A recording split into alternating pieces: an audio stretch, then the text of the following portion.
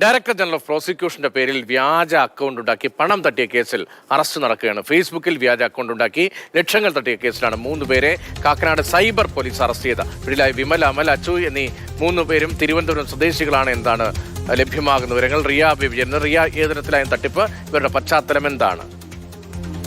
രതീഷ്, ഇത് സമൂഹത്തിൽ അറിയപ്പെടുന്ന ചില ആളുകളുടെ പേരിൽ വ്യാജ അക്കൗണ്ട് ഫേസ്ബുക്കിൽ ഉണ്ടാക്കും. പിന്നീട് ആ അക്കൗണ്ട് ഉപയോഗിച്ച് ചില പരസ്യങ്ങൾ നൽകും. അങ്ങനെ ഡയറക്ടർ ജനറൽ ഓഫ് പ്രോസിക്യൂഷന്റെ പേരിൽ ഒരു വാഹന വിൽപ്പന പരസ്യമാണ് ഈ 3 പേരും പ്രതികൾ തിരുവനന്തപുരം സ്വദേശികളായ അമൽ, വിമൽ, അച്ചു ഈ 3 പ്രതികൾ ചേർന്ന് സമൂഹ മാധ്യമത്തിൽ നൽകിയത്. ആ വാഹന വിൽപ്പനയ്ക്കെന്ന പരസ്യം നൽകിയ ആളുകൾ വിളിക്കുമ്പോൾ അവരിൽ നിന്ന് 5,000 രൂപ മുതൽ 10,000 രൂപ വരെ അഡ്വാൻസ് തുക എന്ന ഇനത്തിൽ ഇവർ തട്ടിയെടുക്കുകയും ചെയ്തു. ഈ 3 പേരുടെയും പേരിൽ ഏതാണ്ട് 12 അക്കൗണ്ടുകൾ ബാങ്കിൽ തുടങ്ങിയാണ് ഈ തട്ടിപ്പ് നടത്തിയത്. അങ്ങനെ പലരിൽ നിന്നായി 4 ലക്ഷത്തോളം രൂപ ഇവരുടെ അക്കൗണ്ടിൽ 3 മാസത്തിനിടെ മാത്രം വന്നതായാണ് ഇപ്പോൾ സൈബർ പോലീസ് കണ്ടെത്തിയിരിക്കുന്നത്. ഇത് ഡയറക്ടർ ജനറൽ ഓഫ് പ്രോസിക്യൂഷൻ നൽകിയ പരാതിയുടെ അടിസ്ഥാനത്തിൽ നടത്തിയ അന്വേഷണത്തിലാണ് ഈ 3 പേരെയും സൈബർ പോലീസ് പിടികൂടിയത്.